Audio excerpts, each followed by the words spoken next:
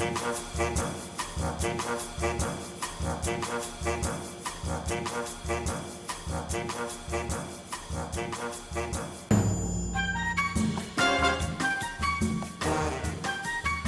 and welcome to Everything's Fine, probably your weekly antidote to all that bad news in the world. I'm joined, as always, by Stuart and Shirley. Hello both, how are you? Hello there, Jim. Hello. Hello. Hot. Everyone's just hot. It is just hot, isn't it? Yeah. That's all you can really say. My brain definitely stopped working by about 2 today, and I'm trying to still do important things at work. And it was just like a really busy clinic. But I kept thinking, oh, I think patients might not turn up today because it's so hot. Like, wouldn't you rather go to the beach and go and see, like, go to a hospital appointment? I'm really pleased we've got people like you looking after us, Shelley. But they Means all I sleep better at night. We are joined this week by a guest. We love a guest. And this week we have Tom Oxley with us. Hello, Tom. Hi, thanks for having me in. Not at all. Thanks for coming along. So, as listeners will know, every so often we like to drag some poor unsuspecting guest on here to talk well-being and health and happiness and all of that good stuff with us. And Tom, obviously that is very much your thing. Yeah. So I run Bamboo Mental Health, and I'm specifically interested in workplaces. So I'm not medical and I'm not therapeutic. So I'm often wheeled in when somebody in HR or health and safety says, "Oh, there's this thing about mental health that we've all kind of got." I know the stories, and I hear some of the problems, but we don't know what to do, and that's when enter Tom, stage right, and I'll commonly interview people and run surveys and find out what it's like to work for them, and give them some advice on how to support their people better. Oh, are they anonymous surveys? Yes, generally. Oh, I bet you get some really good stuff. Yeah, I slightly limit the open field questions where Okay. people will use it as an opportunity to slag off their employer. I definitely would. But that people also say some really helpful stuff and quite incisive stuff. And sometimes they're describing their own sort of stories and how the difficult stuff that happens at work, they take home, they mask, they medicate their relationship problems at work, kind of thing.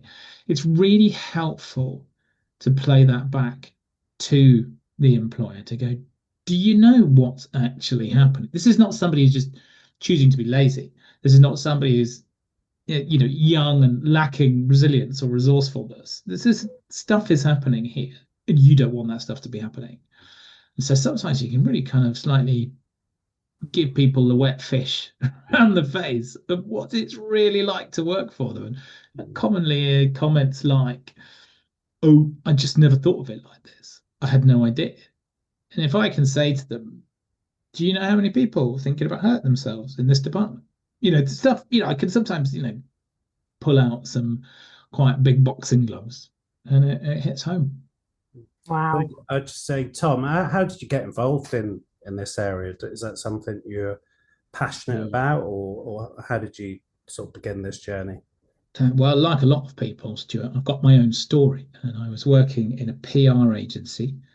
I was burning the candle at both ends, and I thought I was enjoying life, but I was steaming towards a burnout episode, and I'd started to lose my plot, basically. I know it's a technical term. And I would do things like I'd pick up a piece of paper and I would read it, put it down again, and I couldn't tell you anything that was written on that piece of paper. Or I'd want to go to the loo a lot. And when I arrived there was nothing to give, so to speak. So some weird stuff was happening in my body. I didn't know what was going on. And my managing director said, "Look, I don't know where you're at, Tom, but you're not yourself. Go and get yourself checked out." I went to the doctor. I spoke to my ex-girlfriend's mum. I ended up seeing an ancient counsellor and some rescue therapy. Yeah. And that's probably planted all the seeds of this stuff, just wanting to know what to do with this. And my workplace was kind, but they didn't really have a plan. And I had another career in between, and then I started working for a charity where I was reviewing workplaces and how they supported people. And as part of that, I'd interview scores of people who'd experienced poor mental health, and they're just stories. They moved me, but it also just galvanized my brain to go, do you know what? I think we can do stuff with this. I think we need a plan, and so that's what I bring to. So when you're working for the PR company, Yeah. did it just sort of creep up on you, or was it a realization? Did you realize you were sort of stressed and burnt out, or was that other people who had to point it out to you? So I could feel some of the symptoms rising because it was quite confusing. I didn't know what it was. This was, I don't know, 15 or so, maybe more years ago. And there wasn't the general conversation around it. It wasn't that. I don't particularly like it, but the TikTok well-being generation, there just wasn't that universal language around it. And so stuff was happening. I didn't know why. A relationship went belly up. I managed to have a difficult time at home for one reason or another. And I just didn't know. I just didn't know who I was and where I was. But I was sort of functioning. I was sort of arriving at work, sort of drinking away the evenings, Sure. but nobody. I didn't know what to call it, and it just needed somebody to give me permission to go. You're not yourself. Go and find out where you're at, and then come back and. I think I remember, sort of working in the 90s. I just think I wouldn't have known what it was, or I wouldn't maybe have even admitted it, because there was this sort of attitude, especially around males and the people you work with around. I don't know. You almost wouldn't say it. It was almost like it was a weakness. There just wasn't that kind of environment to sort of talk out. So, being in the workplace since the 90s, we've come a long way, haven't we? It's a lot to do, but we've come a long way. We have. When I returned, so I had 3 months off out of work, like unable to function at work properly. It's quite a long time. When I came back 2 weeks later, two different people from the agency where I worked came up to me and said, I think, can we have a chat? I think I'm feeling some of the stuff you felt. So I wasn't alone. Yes, there was no. And do you think there's a general sort of lack of understanding that people have on how their mental health is affecting their ability to function, and that people see it themselves as a weakness, so they don't want to talk about it? Or are we breaking through those times? It's getting better, but if I am at work and I am lacking concentration, or I'm not performing like I used to, or I'm having more absence, or I'm being an arse to team members and colleagues or stuff like that, I look very much like a problem. So the workplace is going to go, well, what's he up to? He's the difficult employee. Can we just get rid of him? And not sure about Tom.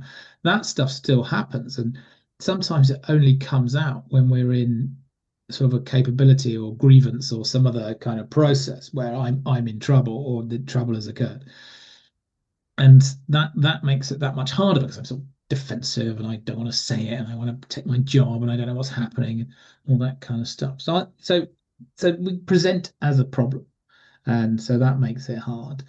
But when people do reveal their stuff, often, not always, but often, there's somebody in the organization goes, stop, pause, we know what to do with this, we're on your side, let's come up with a plan. That's what should happen anyway. I think it's good when somebody does start to talk about it, make themselves vulnerable, which is brave to do, isn't it?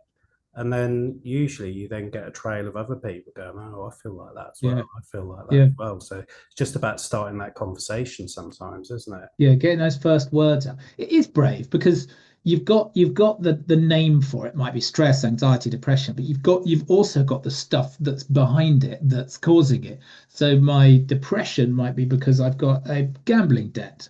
My anxiety might be because I've got addiction process or something like that. So there's often lots of stuff behind it, and it's not always our stuff either. So it might be that people are carrying the shame and humiliation of a family member who's in trouble, or grief, or divorce, or money, or sleep, or some of this slightly odd stuff that keeps coming up again and again in the surveys that I run. So you got that bit of it as well. So not only have you got to say, I'm not right, I'm not functioning, you've got to sort of disclose what is often quite humiliating and shameful stuff. Do you think there is still quite a lack of understanding actually about how mental health can affect your ability to sort of function day in, day out? Because I'm just sort of thinking about what it's like to work with other people if you are not in a good place, and how, because things start happening, like, your performance at work isn't as good as you say, sickness as well, you start going off sick more. And either, I mean, I think I know I was in a position like when I went through a difficult time, either I was working too hard, doing too much, doing too many hours and overdoing it, and then suddenly crashing and not being able to do anything. And I kept going in those sort of cycles all the time. But I don't know. I think when other people see you behave that way, do you think there's quite a good understanding from other people of why that is?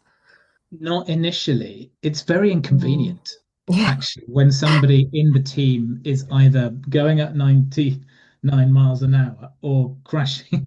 Yes. Yeah. Yeah. It's quite hard to work with that. And you go, what's going on with Shelley? Why is she being like this? And so, that's our instant reaction. And for you as well, you don't want people to know initially. You may not even register this yourself. So you might be trying to mask it, or just press the accelerator and kind of crash on through. And it can be kind of distressing. By the way, I'm not talking about kind of severe end clinical psychosis and big stuff. I'm talking about the kind of stress, anxiety, depression, the common medical conditions that in work, like mild to moderate stuff. Let's all be clear about our lane here. It's not easy for people, basically. So we sort of react to it, and then maybe somebody kind of goes, "Are you all right?" And I'm going to go, "Yes, I'm fine." Why? Or you cry. You don't need, like, I did that. I used to do that, like when I am a manager now, but sometimes I just go to somebody, "Are you okay?" And then they want to say no, and then suddenly they go, "No, I'm not." And it's like, oh, quick, get the tissues, get a cup of tea. Yeah. That's pretty good technique, if you ask me. But I think one of the times people end up getting tearful, which is quite good, by the way. Tears full of cortisol helps complete our stress response. It's quite helpful. But very much, you wouldn't do that as a bloke in most workplaces. But once that's happened, then unfortunately, sometimes people go, remember, this is inconvenient. So I'm going to say to you, it's okay. Don't cry. You're fine. And so things that come across as soothing, but don't actually hear out people about what the root of this stuff is. Yeah. I pulled a stat out today. It's from Mind Charity. They did a survey. It said 60% of employees would feel more motivated and recommend their organisation if good mental health and well-being was part of the culture. So, what's going wrong, and why aren't employees listening? I think that it often falls into the too complicated pile. People say things like, I don't know if this is their home life or their work life, so how am I supposed to help? Or, these young ones, I don't know why we're wrapping them up in cotton wool. I had to do all this. I don't see why they don't have to. So that command and control type thing, or the too complicated part. Oh, that always reminds me, because that's kind of the new version of now, like, when people, oh, well, I used to, get the cane when I was at school and it didn't do me any harm. That always just sort of reminds me of that, that. It did, because you're now the sort of person who wants to see children heard. Yeah, I had to be horribly miserable, so you should have to be as well. Yeah, there's a bit of that. Our world is designed on so a lot of inherited stuff, but you've got a younger generation coming they are, so there'll be Gen Z in the workforce, now, and they haven't had the cane. That's so They probably scary. never had a bollocking. Oh, Some of them, and they've had a lot of choice, a lot of support. It's Generation X's fault if you look at it really. We gave them medals for taking part, right? And now we're entering into the workforce. 60-year-old male manager with his arms folded, going, "You got to toughen up." Arms crossed. It's really hard to talk about mementals if you get that kind of experience. I think you just said earlier, you said about resilience, and we sort of slightly kind of said, oh, you've got to get more resilient and so on. But do you think maybe we should start teaching resilience in schools a bit more, or resilience training in the workplace? Because, the workplace is difficult landscape to navigate these days, isn't it? Yeah, it is. It certainly can be. Some organizations are getting this right, don't get me wrong. But what we actually ought to be doing first is making sure that work is safe for people. And we've done it quite well on the physical safety.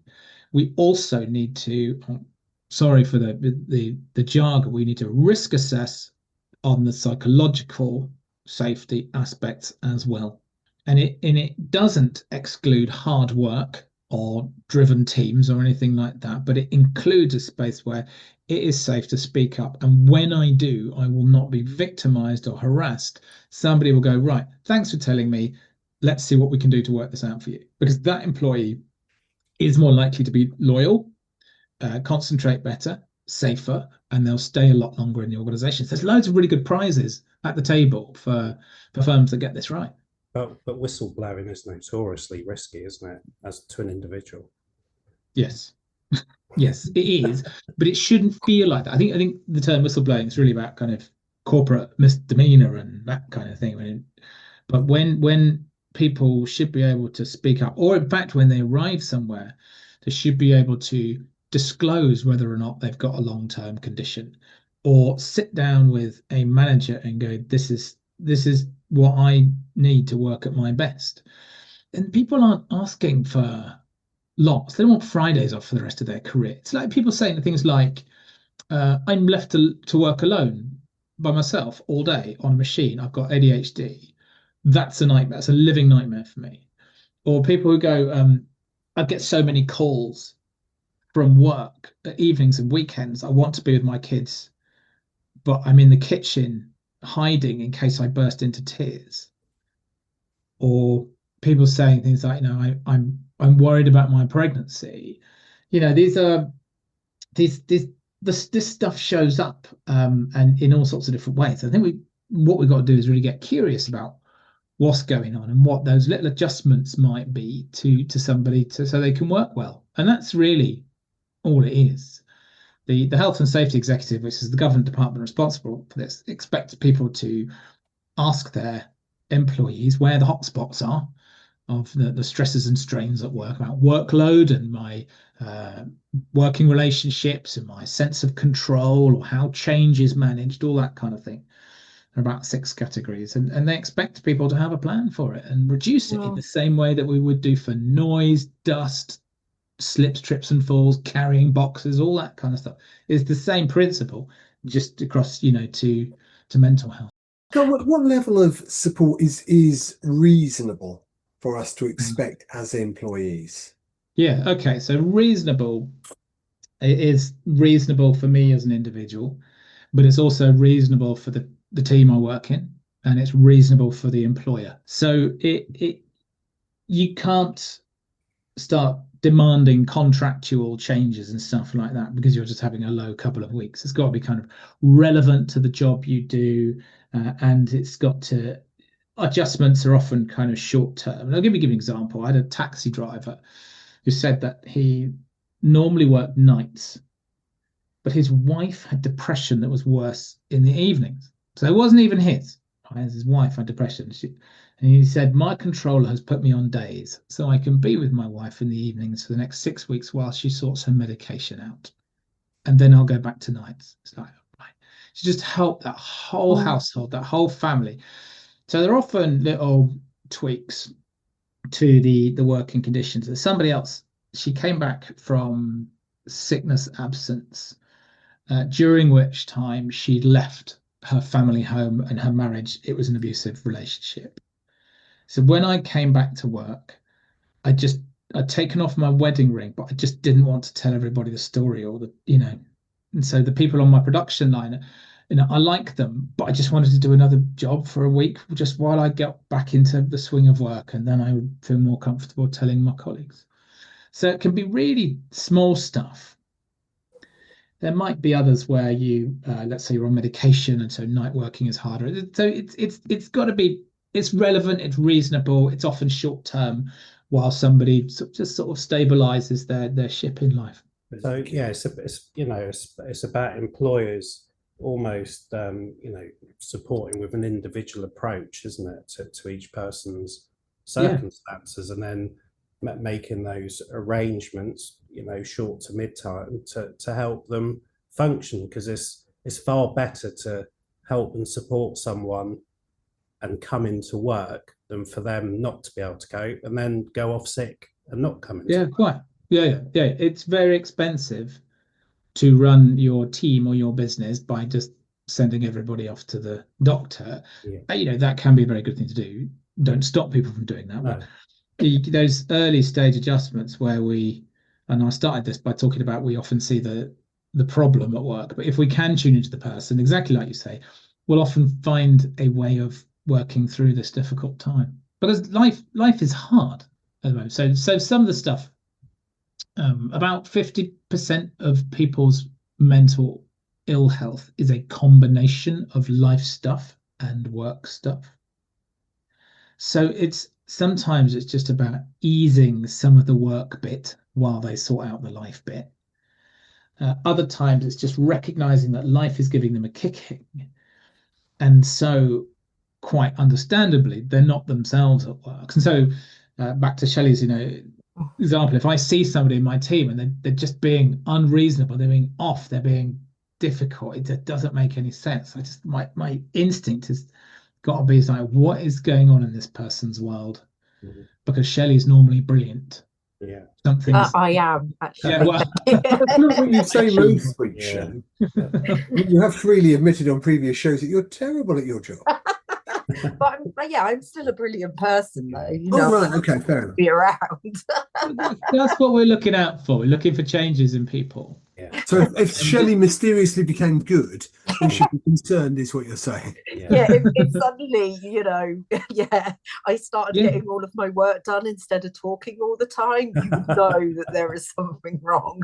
There is something there about, it's not always about the amount of work that's getting done, it's about behavioural changes and things like that. It's not about performance dropping. Yeah, I think. Then ask them how they're keeping. I think unfortunately though, there are, and we all know it, we've all worked for them, a lot of bad managers out there, and they will avoid it, won't they, at any cost? It is harder if your manager is a brute, no doubt about it. But there are things you can do. There might be another manager, there might be somebody even more senior, there might be somebody else who's in an HR role, well-being role, mental health first aider, union.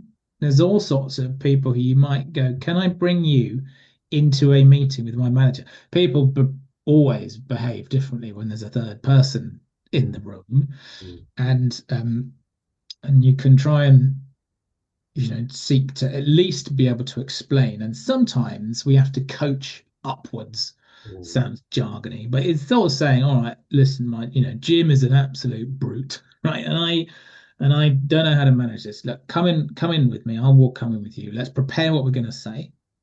Say, I've got this and I need this. And I'd say, Jim, you can help me be at my best if we just have this little tweak. Right? It doesn't mean that Jim has to do it, but that kind of thing just helps Jim, just because otherwise it's going to be a bit kind of, I don't know. I think in the workplace, it'd be good to have Toms in workplace, but if you haven't got a Tom, and maybe again the HR might not be overly approachable, it's quite difficult, because in some organizations HR are sometimes there to support the business needs, aren't they, more than the employee needs? That is also true, Stuart. I like to give people a positive shout, but you can get brutality from HR. I've experienced this a couple of times. One person, I was running a manager training on mental health, and she got out this letter that had been sent by HR declining an extension to her compassionate leave because her father had died in South Africa. And it was just nasty. It was just nasty, this letter. I just thought, oh God, what, if that's your HR team, it's no surprise that people are kind of coming to these sessions and just looking at disbelief at some of the things I'm saying. So in that Really situation, so if someone wasn't in a union, maybe they could go to like Citizens Advice, or maybe reach out to some charity to get some supporters to help them navigate the way through that situation. Private counselling, coaching could be pretty effective for short-term stuff. But your doctor is somewhere I'd probably go as well.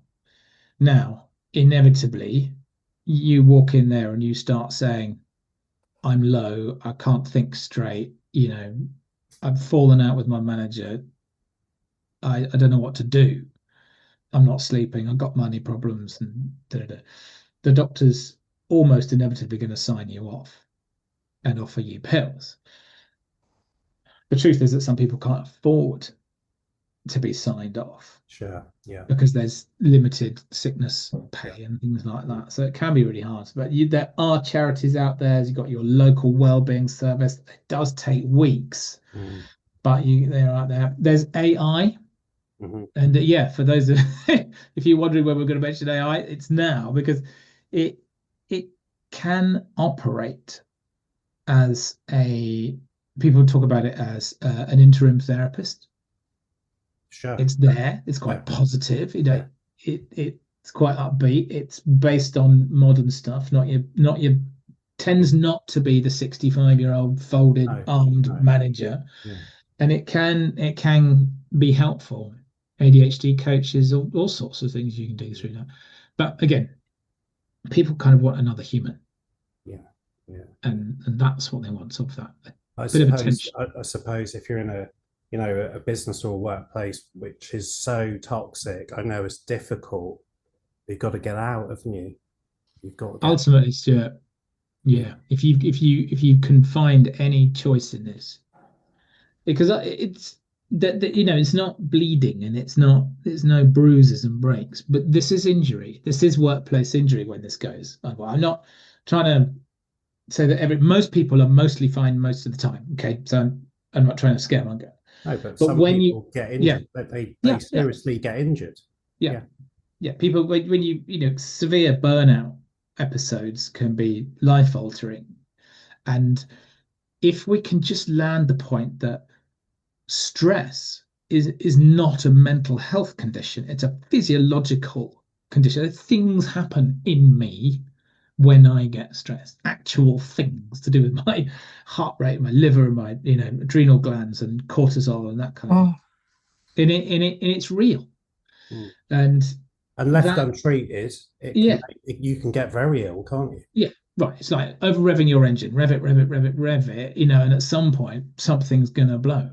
And sometimes the body drops us, and we call these breakdowns, but it's Mother Nature or Brother Nature, whoever, saying to us, I'm going to take over here. You're out.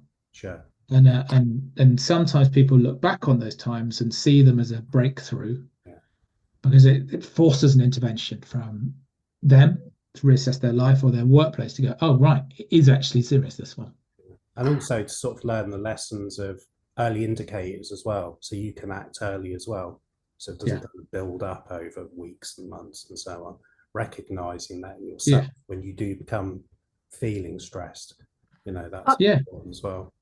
I was just thinking about actually some of the things you were saying about the difficult manager or the difficult HR, and it just made me think about when in some cases as a manager you can actually be trying to do the right thing for people, but actually you end up under pressure from your organization to be hard on them.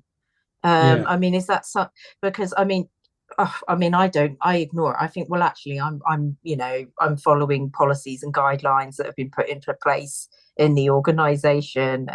But, I have actually had said about me that Shelley needs to understand that she can't be everybody's friend, when I'm actually just doing what I think is making reasonable adjustments to support my staff. It's tough, isn't it? I used to work for a financial services organization, and there was part of the training about financial conduct was, would you be okay if this was made public? And my version of that is, would you be okay if this was, your actions were being read out to a tribunal judge? Oh, I'm And writing that's that one quite a nice down. benchmark. It's quite a nice benchmark. They do going in the notes. while we're on the subject, anything that you write against somebody's name could be called out as evidence in the event of a tribunal. So don't slag people off. But they say, like, dance like no one's watching, but email like a judge is reading it out. Yeah. And banter usually ends up in the tribunal court, doesn't it? Can be. Yeah, it is. Yeah, I hope that our pod doesn't go to a tribunal. That's really interesting. Now, I'm not going to use the words now, but if I was slagging off somebody on the basis of the color of their skin or their sexual orientation, it'd be very obvious that would be unwelcome and possibly unlawful in the workplace.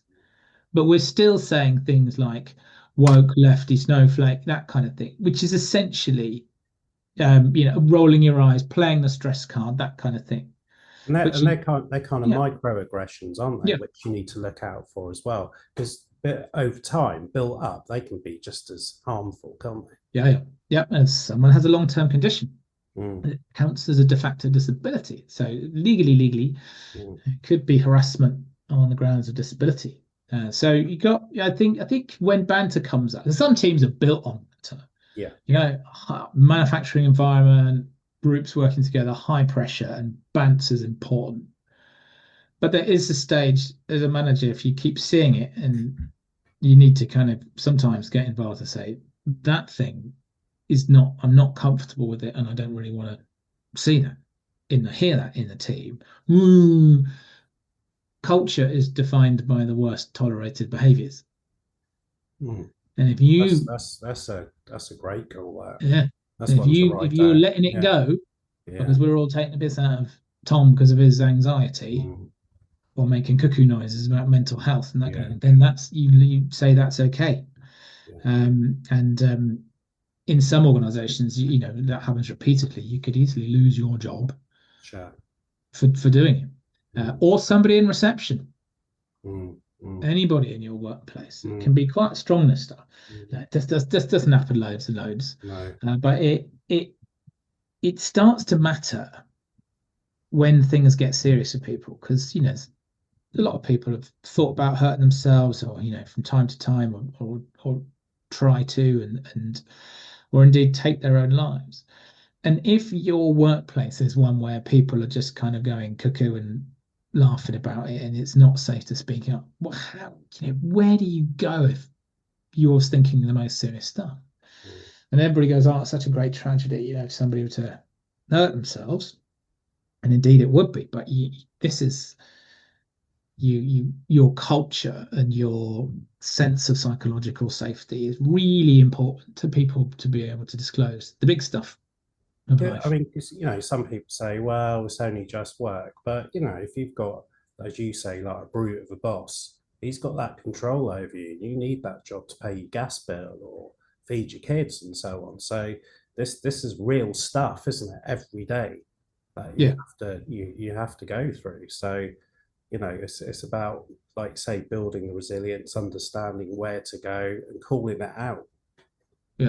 I have hope that this is shifting in workplaces, and we have managed to largely halt the increase in a lot of physical safety areas. So we know it's possible. And although mental health absence and incidences are still on the rise, I think over time and generations we will start to get this right. And we're going to need to turn our attention to it anyway. Mental health related absence accounts for 53% of our lost time. So if I told you there was a machine that was losing you 50% of your working time, you'd sure as whatnot. Let's fix it. Fix it, do root cause analysis. You'd probably tell your leadership team you wouldn't use it again until it was right. You think that might actually be higher as well in some ways, because that's only what's been declared, isn't it? Because some people will say, "Oh, I've got a virus or something," when actually, really, what they're feeling is too depressed or anxious, or they haven't slept and things. And there'll be other things that are, so they're actually saying, "Oh, I'm actually physically ill," when really, that might not be the case. So in some ways, that number could be a little bit higher. Yeah, it could be. 1 in 5 or 6 people give a different reason for their absence often. Or we call it mental health, but there are physical things that come as a result of it. My stress might make my endometriosis worse. My depression might affect my bad back. There are other links.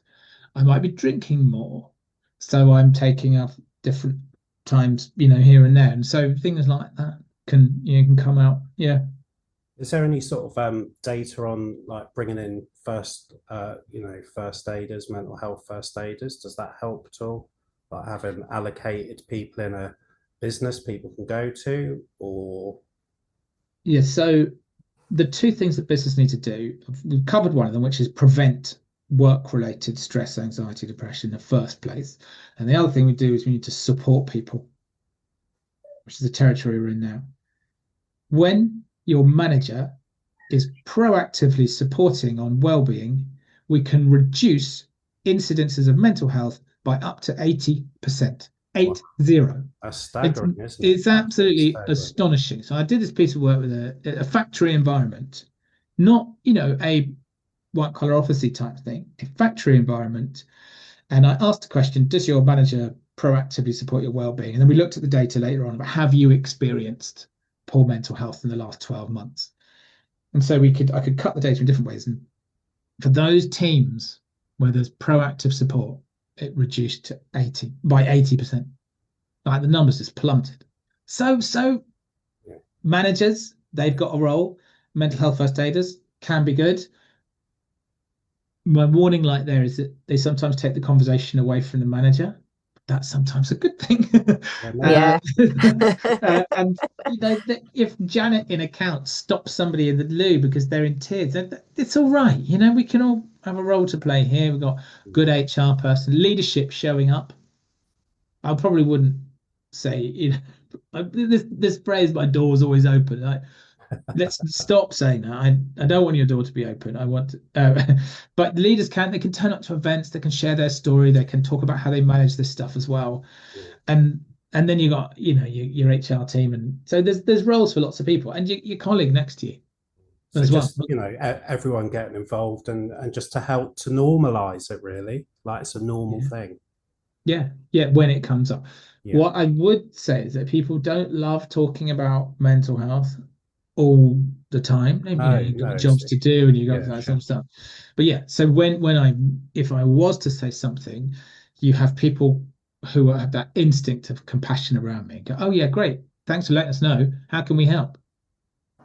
That's what we get. So there's lots of promise in some workplaces. When it goes well, it goes very, very well. But right now, about half people aren't telling anybody. And so as an employer, who wouldn't want that 80% reduction though? Who wouldn't want that? Well, it's a massive and staff retention as well. For sure. What a pain it is when people keep leaving all the time, and sometimes you might then lose the post as well, because if the organisation you're working for is in financial difficulty, you've then got to try. If someone leaves, they might not refill that post again. So you have to really look after people and value them, because actually, if they go, that's it. You could have lost them. So you've got to sort of have, you do have to have care for your staff. I'm writing that one down because that's Yeah. a dimension that, that's a lot of that is happening, isn't it? With the massive, Yes. that slow downsizing of, roles. Oh, good. I feel like I've earned some of the things that I've written down now because I exchanged an idea. It does cost a load of money though. 300,000 people lose or leave their jobs in the UK with mental health playing a major role. Yeah. And it's really expensive to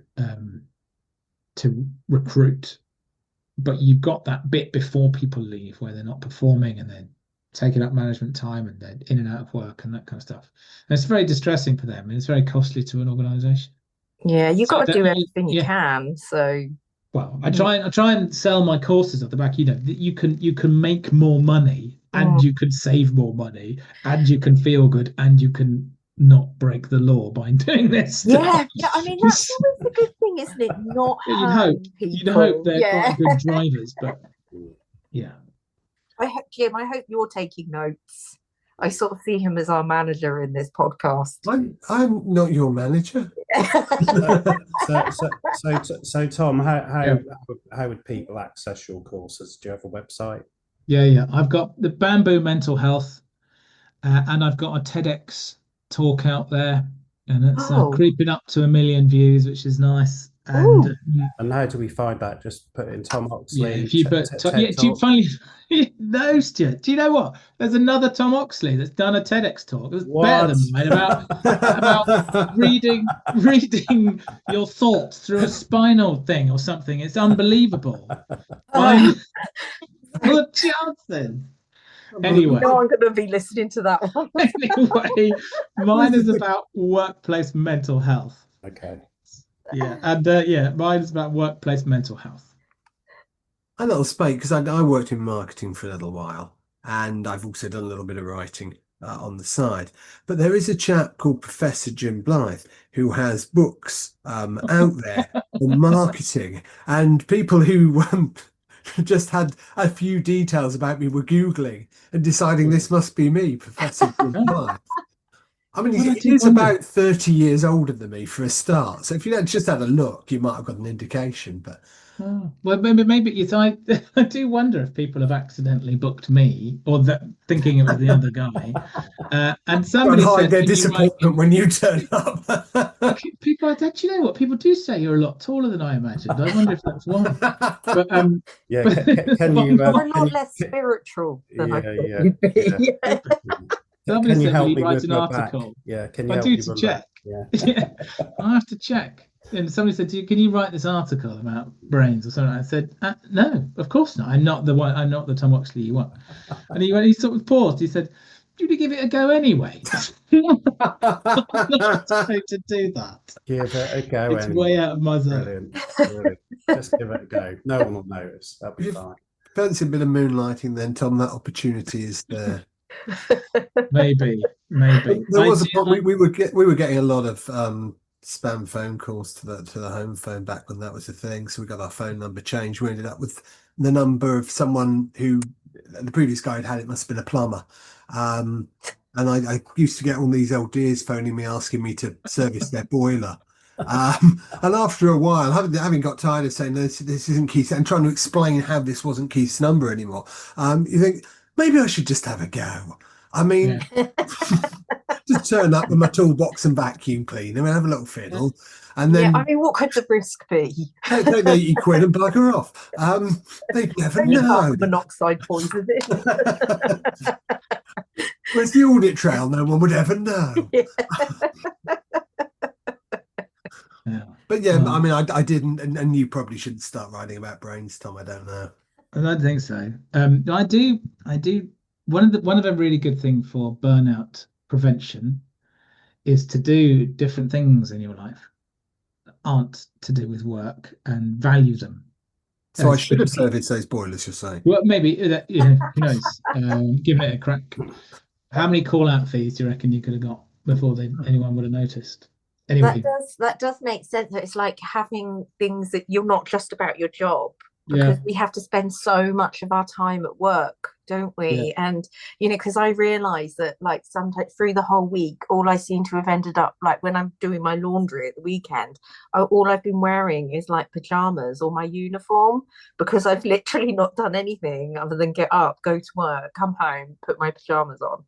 And so yeah, it would be nice to think actually I did wear something else in a week, so because I was doing something other than just working and coming home, and then just being really tired at the weekend. That's a very interesting observation. You're in that performance zone, drawing down from the bank of your energy resources, and it's often good to have things that are just outright nourishing and not to do with what you do at work.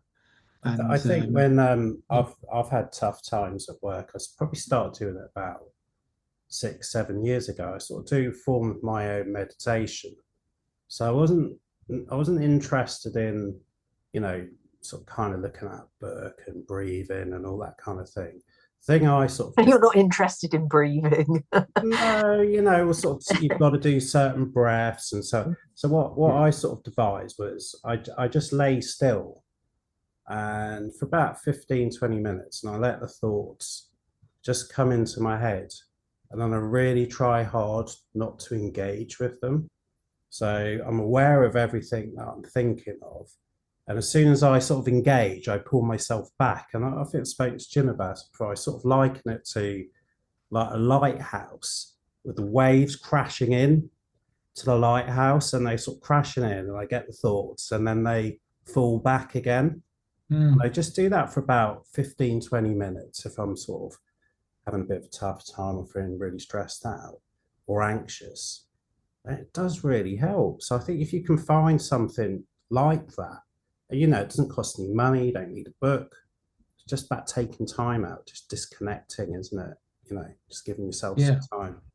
Yeah, calming for the brain, and it goes into something called the default mode network, and it repairs, it restores, it does some really brilliant things if you give it a bit of a rest, if you daydream, if you meditate, if you I don't suppose it it is sort of daydreaming. Initially it was hard to do because you sort of feel a bit restless and want to get up and do all things, but no, I sort of just forced myself to 20 minutes, and then after a while I got better at it, of like just not engaging, because sometimes when you're like stressed out or worried, you I tend to ruminate quite a lot and just keep going over and over and over, and it wears you out, doesn't it? And then exhausting. And then you're almost not achieving anything. If anything, you're making it worse, because you're like then starting to go into catastrophe mode almost, aren't you? And everything seems a lot worse. So, if you can try and disconnect, I do think that's helpful and useful. Yeah. It's to me anyway. Yeah, it's good research to say that long-term meditation can reduce the activity and sometimes some papers say the size of the amygdala, which is the bit of your brain that goes off in the fight or flight response, aka stress. Yeah.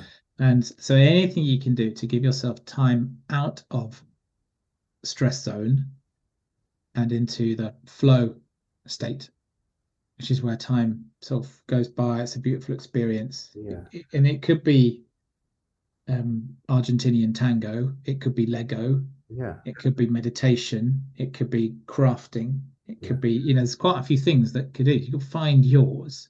Yeah. I like cooking. I run a supper club for strangers. Brilliant. And in my home. And I find flow shopping and menu planning and then cooking. That's interesting. Pretty done in by the time guests arrive. Yeah, a supper club for strangers. Yeah. Does anyone ever complain? They haven't. No, they just haven't come by. Are most people quite nice? Yes, and for some people, it's the thing that they get out of their house to do. Yeah. They don't wear their pajamas often. And they might put on a frock or whatever, or just go and have a different conversation, hear some new voices, some new faces. 9:30, they're back in home, tucked up with their novel by 10 o'clock if they want to. Because when we first started this, Jim, didn't we? We had an initial conversation about putting this podcast together, just for those sort of reasons, really. Just to, it's a good thing to do, isn't it, for the three of us to meet every week, and we plan it and we have a think about it, and we seriously, want it to do well, and we, how can we get it out there, and it gives us something else to focus on and concentrate outside, work and family commitments and all that other stuff that goes on. It was Jim said, well, why don't we, whilst we're doing it, let's think about positive things we can do as well while we're doing it. But I think, we do enjoy doing it as well. So, it's good to find something, like you said, Sup Club can be anything, can't it? Wherever you're interested. Some people like going to gyms and sport. I don't personally. When people say about, the exercise, we all know exercise is really good for you, but at the same time, I just know that I won't always do it. I'll try, but if there's other things you can do as well, then that's a good thing, isn't it? Because I know, Jim, you do a bit of running now, don't you? So I do, and as I've said before, I don't massively enjoy running, but what I do enjoy is for that hour or half an hour, whichever length of run I'm doing, that's some time for me. Generally I listen to a podcast, something like that. It's a good way to rest my brain and take me out of all that other stuff that I do. So to go and do that every, most days, is something that is quite useful for me. And it's shed, about 2 stone of weight this year as well, which is nice. Well, that's a good thing, isn't it? You sort of feel better about yourself as well, don't you? You're healthier, so yeah, absolutely.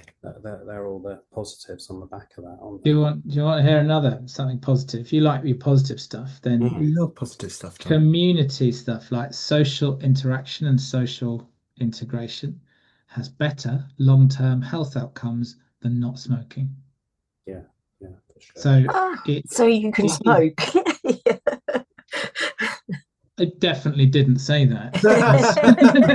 So getting your friends together into a smoking club. So just for the record, edit that out. I didn't say that, but things like we think that it's things like exercising and not being obese and not smoking and those things are still good for you, right? Yeah, of course. Yeah, do try and give up the fags. But on the other hand, I think I've heard of people who their psychiatrists have said, for goodness sake, don't stop smoking. It's getting you through at the moment. Yeah. Well, no, you've got to pick the time, haven't you? You can't just suddenly take all of the crutches you need away. If you're like at rock bottom. So I'm sorry, suddenly, I think what you need to do is go on a diet, stop drinking alcohol and stop smoking. Well, at that moment, when you're absolutely, grief-stricken or whatever, no, don't. You've got to sort of, let's try and, heal the pain. And then you can start working on other little things, but also there's no point in it actually advising anything like help, like exercise and diet, unless it's something that people are going to be able to stick to. As is, you get there's a version of this which is toxic well-being, which is, why don't you just go for a 10K, or why don't you have a broccoli smoothie, or why don't you ring my therapist? And and it's people just a bit kind of like, I know this stuff. I'm actually just having a shit time at the moment. Yeah, exactly. Can you hear me out on that?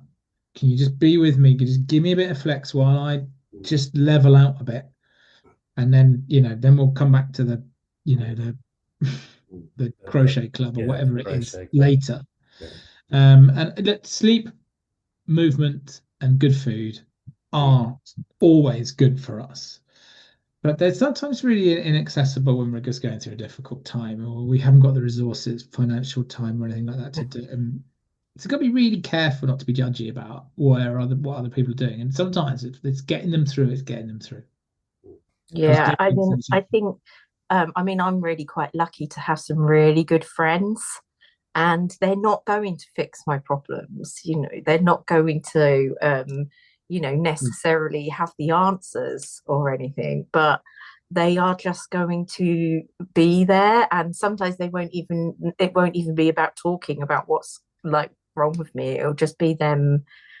One thing I do really appreciate, I don't know if this is something that's really strong about female friends, is that like some of them will come and childishly slag someone off with me. It's so cathartic. It's just like, we'll just turn into children, like nasty little schoolgirls behind everyone's back, of course, but and it's so ridiculous, and the stuff we say, and it's not going to help anything at all. It really isn't. But do I feel better? Yes, I do. I'm glad I don't work with you, Shelley. You sound like one of those people in the workplace who kind of, talk behind everyone's back. Yeah, I'm quite good. I've like with one of my friends I used to work with, we were very good at doing the look at each other. Right. If you were like in a meeting or something, and that person was doing that, saying that thing, and we would both just sort of throw a really quick glance at each other. You do know, Shelley, that's a microaggression, don't you? Yeah. Okay, right. Just so but to bring this away from some habits, problem. back to this thing, because Tom, you said about community and the importance of community, and this is an interesting one, because this has come up actually now a number of times over the course of the stuff we've done. So this is our 8th episode. Before that, we recorded, I think, sort of 4 or 5 practice goes, and we found news items around communities coming together and the positive impact this had. Yeah.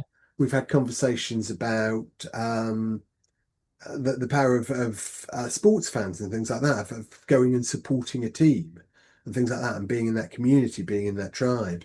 And it just constantly seems to be coming up as being a really important, powerful thing for our well-being. Yeah.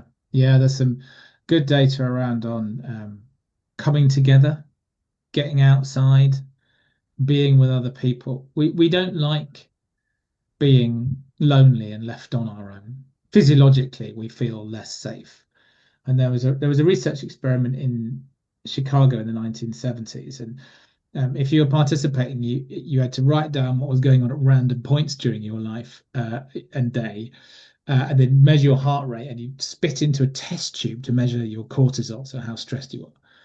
And the researchers discovered that you could be as physiologically stressed if you were chronically lonely as if you were attacked in the street by a random stranger. That's a big impact, isn't it? So wow. Yeah, the stress and that sort of that sense of trauma, which is the effect of a stressful event on the body, in non-head injury terms, that it can be an obvious single overwhelming event that everyone can see and I can describe, but it can also be a very quiet, layered, subtle, backgroundy, complex thing as well. Ironically, on that though, when people are depressed, they tend to isolate themselves, don't they? And that's the one thing that's probably not doing them any good. So I think, if friends start to pull away or disappear, just got to keep engaging, haven't you? Even if they don't reply. You notice that across mental health, some of them anyway. So if I'm stressed, my instant reaction is to work more. Right. If I'm depressed, I might isolate. If I'm anxious, I might start to kind of worry and threaten. So we often, unfortunately, do things that exacerbate it, which is why when we have somebody professional to work with, and I do recommend that, there's a limit on what we can do as friends and as managers. Getting professional advice is always very good. To come up with that plan, we do a bit of emptying that Shelley described. I can rant a bit. It's good. It's not great to rant all the time. A long-term ranting means you sort of stay in the problem, but get it out, empty it. Right, feel better now. Right, what's the plan? What's going to help you? Have you gone through this before? What did you do then? What can I do to support you? So we're not trying to take the problem off the individual because they own it.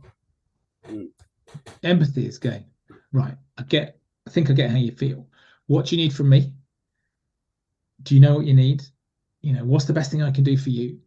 Do you know what it is that you need of us at work and things like that? Those kind of questions are really helpful, and it gives me a sense of purpose and plan. And you sort of talked about community. I run a team of volunteers, got 30 volunteers, and from students up to the oldest one who's nearly 80, and there is some data out there, isn't there, about volunteering and giving back. It does actually make you feel better, doesn't it? There's some strong data out there. And then people come together, they feel important, they feel valuable, don't they? Feel part, as Jim said, part of the tribe. So, things like volunteering are really good for you, aren't they? Yeah, I reckon. Yes, I think when we used to do that run a volunteering program, there was some data that it reduced absences in workplaces where teams did volunteering. Mm. And other little magical things happen. You're painting a fence next to that person who previously you were just kind of giving the eye, and in the meeting, side eyeing, and you get to learn that there's troubles at home, or there's some financial thing, or they've got different layers to them that you just never realised, or you both like, bareback horse riding or improvisation or whatever it might be, and you've got find some common stuff. It can be really good for teams, particularly merged teams that don't know each other and fear each other like tribes in the I just wanted to come back. You said, when you're stressed, you tend to work harder and more. Do you think some people are more susceptible to that, or I mean, I don't know about ADHD, but do people say ADHD, maybe neurodiverse? Is that a coping mechanism specific to that, or is that just depends on the individual? We all deal with it differently. Yeah, it's an individual thing, and I'm certainly not qualified to talk about data around neurodiversity. Sure. But we all have our own personal algorithm as to how we approach life and things and stressful moments. So it's going to be a bit of a combination lock of who I am, what's happening, how I was brought up, who the big influences are, my emotional situation at home, my resources, my time, my money, my access to things in order to get me through. So that's why coaching, counseling can help us learn that kind of thing.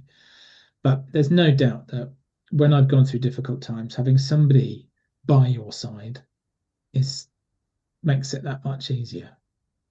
And if you guys are finding it with the podcast, then I think that's worth celebrating.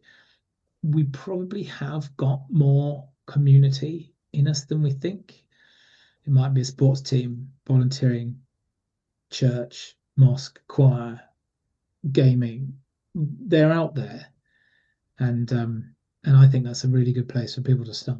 Yeah, I think doctors call it social prescribing, that kind of thing, right? Yeah, that's social prescribing is really interesting new kind of approach. I think it's been around for the last few years, and they actually have a social prescriber in lots of GP surgeries, and they will just kind of help people with all of the things that like the doctor or the nurse can't really help them with, and it's kind of like almost somewhere between a social worker as well and just like but they will sort out things like actually helping people who are lonely and helping them to get into, like, I don't know, like take up hobbies or find interests and things around, it also can find affordable ways for people to keep fit, but they'll also do practical things as well, like helping people with their, like, sort out their finances. And yeah, it's I think it was quite I think it's quite a good idea. It was just fills in that gap that's missing in lots of, like, in healthcare a lot of the time. It's quite hard to get in to see the social prescriber, I do understand. I was just gonna also just ask though, sort of just going back to like the workplace and also sort of like aiming more towards like this is my more positive question really. Have you seen any workplaces, like say after you've been to see them and you've spent some time, have you seen any of them implement any really good strategies or come up with anything new that's actually really made a difference? Yes, this is not, I'm not going to take all the claim for this, but the things that some really nice activities that I think are shareable is there's one I did a review on, and they had an HR team that just used to go through and look at the absence recording, and any individual who had 2 or 3 absences in the past sort of month, they'd just get in touch with them from a welfare check. So this was very, very clearly not an HR discipline check. It was a welfare check. Mm. Lovely little example. Try and get those problems early. Another example was a factory environment where they stopped the lines every Friday afternoon, like so that bit between the shifts, and they gave people tea and biscuits, terribly British, and they said there's one rule: you're not allowed to talk about work. Oh, that sounds good. Nice. Another Yeah. one where everybody who joins the organization, they fill out something called a wellness action plan, so that you ask questions about how you work well and well-being, and into that you can put in your best practices for things like, how I work with my ADHD or my autism stuff, or my reproductive health, or whatever it might be. It goes into their well-being passport that they can take between jobs and departments and that kind of thing, and managers. Nice. So not loads and loads of money. Manager training is still a good way to spend your budget, but there are some other things as well. Oh, one I will tell you about, because I love it. It's up my street because it involves food. This group of people working in highways and fixing roads at night for a living, and hard under Yeah. fixing central reservations, in the night, bollards and flashing lights, that kind of thing. And they said, we want to do something well-being. I said, all right, yeah, feed them. He went, no, I'm not doing that. I'm tired. I'm driving home from well-being events with a bunch of boxes of apples in the back of my car that nobody wants. So maybe not apples. And we came up with Curry Club. So we got them together, and we got a bunch of takeaway curries, and they sat down and they chomped their way through their naans and their rice and their curries. And I gave a talk, and then we had somebody in from East Anglian Air Ambulance, one of the medics in the helicopter, talking about their mental health. Whoa, some big stuff came out there. And Wow. they previously kind of folded arms, nothing to do with me, this subject type people, then started to dig under the surface a little bit and share some of their stuff around mental health. So Yeah, because there you are can't different ways of doing be. it. Oh, sorry, I'm really terrible for doing that. I always think I can start talking when I shouldn't. I just think though, like your colleagues can be such good allies, can't they? If you can actually get that connection with them. So Yeah. something like that is like actually giving people to see the people they work with in a slightly different light. Oh yeah. Work can definitely be a community and can often hold people together during really difficult times. So work can be part of people's recovery. Or indeed, if somebody's going through a difficult time, let's say I'm going through a separation, divorce, I haven't got 100% to give you. But if you can keep 50% of me, or 60%, I can come in and I can see people, and I have that sense of esteem, and I can, while I'm looking for a house, while I'm seeing solicitors, all that, you can do some really good stuff. And for a lot of people who experience poor mental health would much rather be at work and would much rather be well. You just want to be normal. You want to feel Yeah. normal, don't you? You're Yeah. not laying at home having fun. You're laying at home feeling ill. So Yeah, that's it. And mm, actually, though, if you were, just as a point here, Shelley, if people are signed off with poor mental health, let's say 2 weeks a month, it's actually quite important that they do try and have some fun, and they do get out and about, and they do their paddle boarding or their book group or their whatever it is, because actually it's very good for to balance out your mental health. It's our assumption, it's quite old fashioned, but it's still out there, is that people, if you're off sick, you need to be in bed, yeah. thermometer out of your mouth and a Yeah. bandage around your head before it counts. Mental health just doesn't work like that. No, it doesn't. And yeah, and Yeah, you're not going to recover if you stay shut indoors the whole time. no, So it may have been your doctor's prescription to get out and about. mm, So so it's worth, if people are off and well, while they're unwell, I recommend that managers do try and stay in touch with them. Not texting every 5 minutes, say when you're back. Yeah, are you better yet? Are you better yet? Yeah, all that. But We're to say, really you know, struggling shall here. we stay in touch? Shall we stay in touch? Send a card from the team. We're all thinking about you. Yeah, yeah, It's yeah. all right. I think it's just a sort of, because I think if you do to like if you don't have any contact with them at all as well, like you're completely leaving them alone, they don't really know how to get back in and how it's going to be to return to work if you don't have any contact, if you just sort of isolate people. So it is, that can be finding that scary. balance of being supportive without harassing someone because really you're desperate and you just want them to come back. But Yeah, but it's that's true. not their problem. That's you know, as a manager, that's your problem. You can't Yeah. make it your member of staff's problem. No, you need a plan for when people come back. So I Yeah. interviewed somebody who'd been off for a couple of weeks with work-related stress. The team knew it because they were looking after her work. And said that first morning back, I walked into the doors and there was literally a queue of people was formed at my desk waiting to give me the work back that they'd been looking after. So nobody even asked me how I was. I was signed off again within an hour. Yeah. Have a plan. Have a plan. Just be a bit more humane. Yeah. Yeah, but you know, in that situation they needed good support from their manager to protect them from something like that as well. So Yeah, that's it. We're into the realms of manager training here. But what I would perhaps lastly say is that as a parting positive shot, is that when you get this right, the ripple effect is magnificent, right? It goes through not just your employee, it goes through their household, it goes through their relationships, their kids know it, and other people in the team see it, and it's like, oh right, we can get this right. And it feels great when there's somebody who shows up for you when life gives you the boot.